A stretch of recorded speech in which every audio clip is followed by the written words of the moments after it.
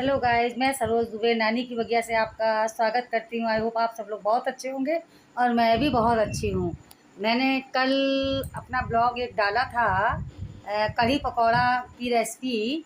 आपको I hope बहुत अच्छी लगी होगी। अगर अच्छी लगी हो तो मुझे अप्रिशिएट करें, मुझे कमेंट करें और लाइक करें और शेयर भी करें। दोस्तों, आज फिर मैं शाम से ही, रात से ही मतलब अपने ब्लॉग की स्टार्टिंग कर रही हूँ। और आज मुझे रुद्राभिषेक में एक जगह न्योता मिला है रुद्राभिषेक करने का। आज अक्षय नहीं, हर तालिका तीज है। और इस दिन सभी सुहागन स्त्रियां या जो भी सुहागन स्त्री व्रत रखती है, अखंड सौभाग्य के लिए व्रत रखा जाता है और वो शिव जी का पूजन होता है। इसमें निर्जला व्रत रखा जाता है।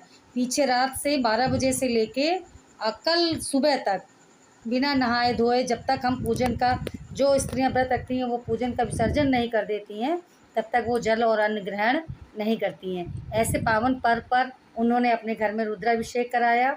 हमारे यहाँ मोहल्ले में एक अवस्थी जी हैं, उनके यहाँ रुद्राभिषेक हुआ। उसमें उन्होंने मुझे आमंत्रित किया और मेरा ये सौभाग्य था कि मुझे उसमें जाने का मौका मिल गया। हालांकि थोड़ी देर हो गई थी रुद्राभिषेक का, मुझे याद नहीं रहा कि उनके यहाँ जाना है। मेरे पतिदेव ने थोड़ा देर से बताया, लेकिन फिर भी अंत भला तो सब भला। वो जो 1008 का जो मंत्र होता है वो मुझे मिल गया और मैंने उसमें अपना योगदान थोड़ा सा देने की कोशिश की। आई होप आपको मेरा ये वीडियो भी बहुत अच्छा लगेगा। आप जुड़े रहिए मेरे वीडियो में। मिलते हैं इसी वीडियो में आगे। आप इंतज़ार करते रहिए, आपसे मुलाकात होती रहेगी थोड़ी थोड़ी देर में। अच्छा दोस्तों, अब कल मिलते हैं। इतना सुंदर लग रहा है दृश्य रुद्राभिषेक।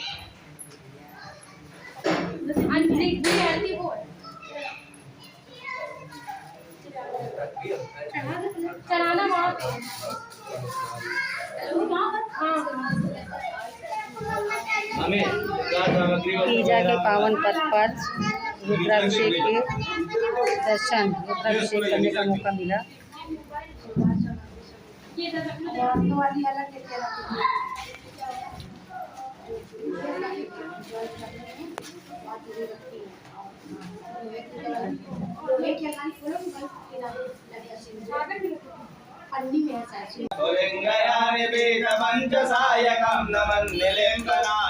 सुधामयो घरे खया विराजमान शेखरं महाकपालि संपदे सहस्रलोचन प्रभद्य शेषलेख शेखर प्रसून धूलिधूसणि भुजंगराजमालया निबद्ध जात जूटकः श्रिये चिराय जायतां चकोर बंधु कराल मुख प्रकट कीजिए। हे नाथ, यदि आप आदि व अंत से रहित है, आपकी माया का कोई पार नहीं पाया है, अब हम आपको किस प्रकार से प्राप्त करें और कौन कौन से दान पुण्य फल से आप हमें वर के रूप में मिलेंगे। तब महादेव जी बोले कि हे देवी, भोले भोलेनाथ महादेव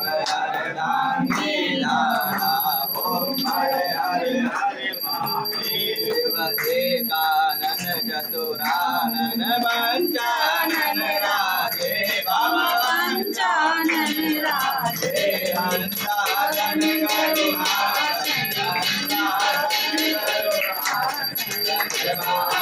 देखिए गाइस, आज आपको अपनी बगिया में, नानी की बगिया में एक मेंबर से मिला रहे हैं जो बहुत ही खूबसूरत, बहुत ही प्यारा और बहुत ही अच्छा मेरा फैमिली मेंबर है।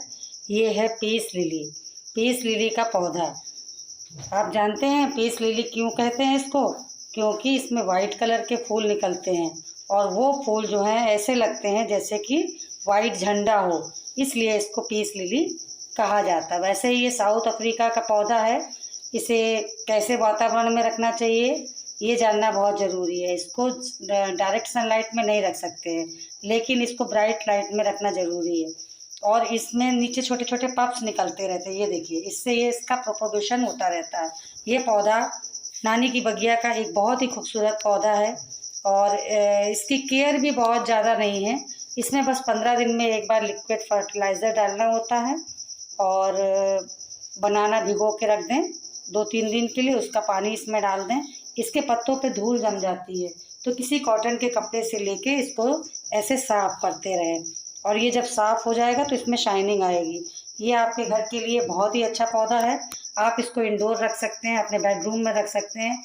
इसका काम है आपके घर में बरकत लाना, खुशियाँ लाना, और ये मनी प्लांट की ही तरह बहुत ही खूबसूरत, बहुत ही जानदार, देखने में सुंदर पौधा है। आई होप आप सब लोगों को ये पौधा बहुत पसंद आया होगा। मैं आप लोगों से ये रिक्वेस्ट करूँगी कि अपने घर में मनी प्लांट की तरह ही इस पौधे को भी जगह दें। ये एक बहुत शानदार पौधा दोस्तों, और ये एक प्यूरीफायर भी है। आप अपने बेडरूम में अगर इसको रखते हैं तो ये नेगेटिव वाइब्स जो होती हैं कार्बन डाइऑक्साइड को कन्वर्ट करता है ऑक्सीजन में। तो ये हमारी श्वास के लिए भी वायु को शुद्ध करता है, शुद्ध वायु प्रदान करता है, और श्वास नली को भी साफ रखता है। इसलिए अपने घर में पीस लिली का पौधा अवश्य लगाएं। ये पौधा बहुत महंगा नहीं है, 200-250 रुपये का आपको मार्केट में मिल जाएगा। वैसे मुझे ये पौधा किसी ने गिफ्ट दिया है, मैं उसका दिल से आभार करती हूँ, शुक्रिया करती हूँ कि उन्होंने हमें इतना खूबसूरत पौधा गिफ्ट में दिया। और इसको आप अपने गार्डन में, पेड़ों के नीचे, इंडोर कहीं भी रख सकते हैं। ये आपके गार्डन की शोभा बढ़ा देगा। जैसे हमारे एग्लोनिमास हैं उसी तरह से पीस लिली, जब इसमें फरवरी में फूल आएंगे तो ये बहुत ही खूबसूरत लगेगा। अभी हम आपको इसको किचन में रख के दिखा रहे हैं, क्योंकि अभी इसको बाहर रखने के लिए सही जगह नहीं मिल रही है। बेडरूम में ही रखा हुआ था। ये हमारी बहू ने हमको गिफ्ट किया है, जो मेरी बहन की बहू आई है, नई बहू, उसने हमको ये पौधा गिफ्ट में दिया। उसको जब ये पता चला कि मैं मौसी जी को ये पौधा बहुत पसंद है, तो उसने मुझे ये ला कर दिया है। थैंक यू बहू रानी, आपने ये गिफ्ट मुझे दिया। इससे बढ़िया और कोई गिफ्ट हो ही नहीं सकता था। तो जुड़े रहिए मेरे ब्लॉग में, आगे आपको कुछ और रोचक दिखाएंगे। बेडशीट धोने के लिए कल इतने सारे कपड़े धोए, आज भी ये भीग रहा है। भिगो दिया है इसको गर्म पानी में। अभी मिलते हैं आपको इसको धोने के बाद। बड़ी बुरी हाल है इस समय, बरसात की वजह से कपड़े इकट्ठे हो गए हैं। मशीन लगाते नहीं हैं, क्योंकि मशीन में ज़्यादा कपड़े धुलेंगे, सुखाएंगे कहाँ, तो एक एक दो दो कपड़े करके धो रहे हैं दोस्तों।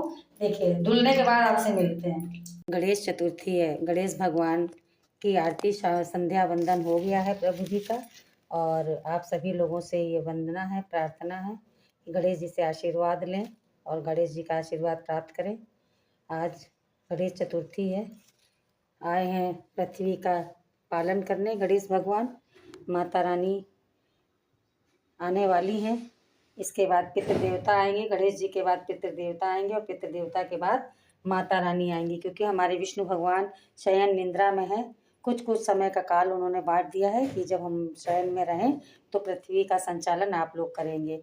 भगवान के शयन में जाने के बाद सावन में सोमवार, सावन पड़ गया, शंकर जी का वार, फिर उसके बाद भादों में आ गए कृष्ण कुमार, फिर उसके बाद फिर भादों के आखिरी में आ गए गणेश जी, उसके बाद आएंगे फिर पितृदेवता, फिर उसके बाद आएंगी माता रानी, और माता रानी के जाने के बाद आ जाएंगे फिर से लक्ष्मी जी और गणेश जी। उसके बाद फिर आ जाएंगे विष्णु भगवान अपनी चिर निद्रा से, कार्तिक पूर्णिमा को जाग जाएंगे। देव उठावनी एकादशी के दिन वो जाग जाएंगे, और फिर अपना कार्यभार देव संभालेंगे। तो ऐसी है प्रभु की व्यवस्था, तो हमें सब प्रभु की इसी व्यवस्था के अनुसार चलना है। आशा है आप लोगों को भगवान की इसी जो प्रेरणा हमें दे रहे हैं, इसी प्रेरणा को मानना होगा, और भगवान का पूजन अर्चन करते हुए संसार का सुख भोग करना होगा। सभी लोग भगवान से प्रार्थना करें कि सबका मंगलमय हो, सबका कल्याण हो, सभी लोग सुखी हो, कोई दुखी ना हो, सबके घर में शांति हो, किसी के घर में अशांति ना हो, और भगवान माता रानी देव, सभी देव जो हैं वो मिलकर कल्याण करें। मिलते हैं दोस्तों अपने बच्चों से, दोस्तों से, सबसे थोड़ी देर बाद। सुबह जो चंदर आपको दिखाए थे कि भीग रहे हैं, सुबह धोए नहीं थे दोनों बेडशीट, और हस्बैंड को भूख लगी थी बहुत ज़ोरों से, बोले देर हो जाएगी। ये कपड़े धुल गए हैं, अभी धोए हैं, अभी धो के डाले हैं। और ये धुले हुए जो सुबह धोए थे वो ये कपड़े पड़े हैं, इनकी तह लगानी है। ये देखो, हम गृहिणियों का ये काम है दोस्तों।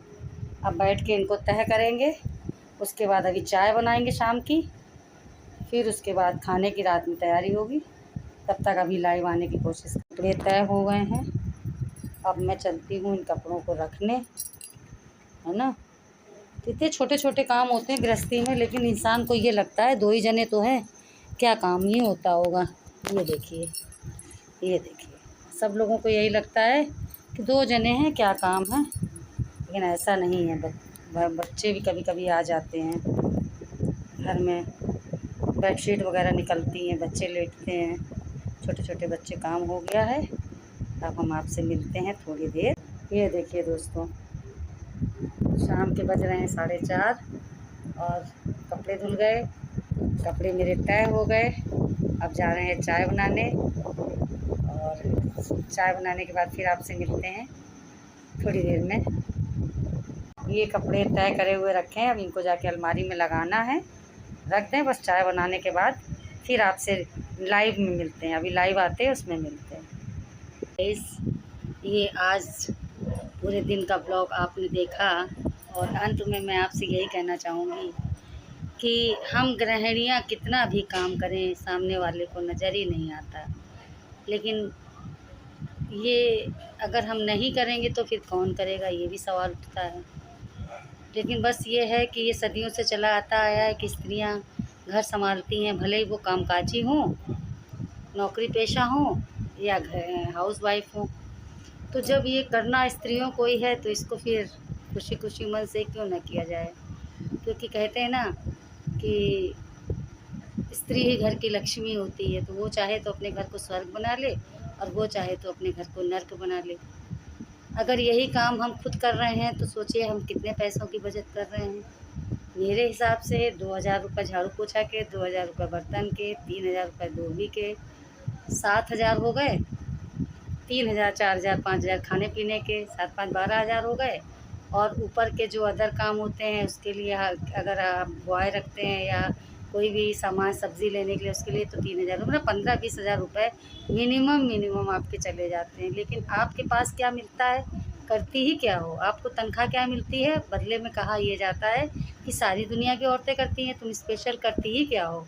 अगर कर भी रही हो तो इसमें कोई एहसान है, ये तो तुम्हारा अपना घर है, घर की लक्ष्मी हो, रानी हो, कितनी उपाधियाँ दे दी जाती हैं। लेकिन वास्तव में आप जब उनसे कहो कि इसके बदले में हमें भी कुछ मिलना चाहिए, तो कहेंगे सब कुछ तो तुम्हारा ही है, क्या चाहिए तुम्हें बताओ। बस इसके आगे स्त्रियां हार जाती हैं, समर्पित हो जाती हैं, समर्पण कर देती हैं। सच बात है, इससे ज़्यादा उन्हें चाहिए भी क्या। जीवन की शुरुआत से लेके शाम की संध्या तक, इस उम्र तक आते आते हम इतना इसमें रच बस जाते हैं कि हमें तो बस सब कुछ ऐसा लगता है कि इसी में हमारे प्राण बसे हुए हैं। हमारी और कोई दुनिया हो ही नहीं सकती, और हम कल्पना भी नहीं कर सकते इसके अलावा किसी और दुनिया की। तो दोस्तों, आई होप कि आपको मेरा ये वीडियो पसंद आया होगा, मेरी बकबक पसंद आई होगी, आपने मेरी बकबक सुनी होगी। उसके लिए आपका बहुत बहुत धन्यवाद, आभार, प्यार। मिलते हैं किसी नए ब्लॉग में। और अगर आपको मेरा अंत में यही कहना चाहूँगी कि आपको मेरा ये ब्लॉग अच्छा लगा हो तो प्लीज़ लाइक करें, कमेंट करें और मेरे साथ चाय पिएं। धन्यवाद फॉर वॉचिंग, आपका देखने के लिए बहुत बहुत धन्यवाद। Thank you for watching, bye bye. मिलते हैं नए ब्लॉग में, नई चीज़ों के साथ, नई खुशियों के साथ, नई उमंगों के साथ। तब तक के लिए बाय बाय, लव यू।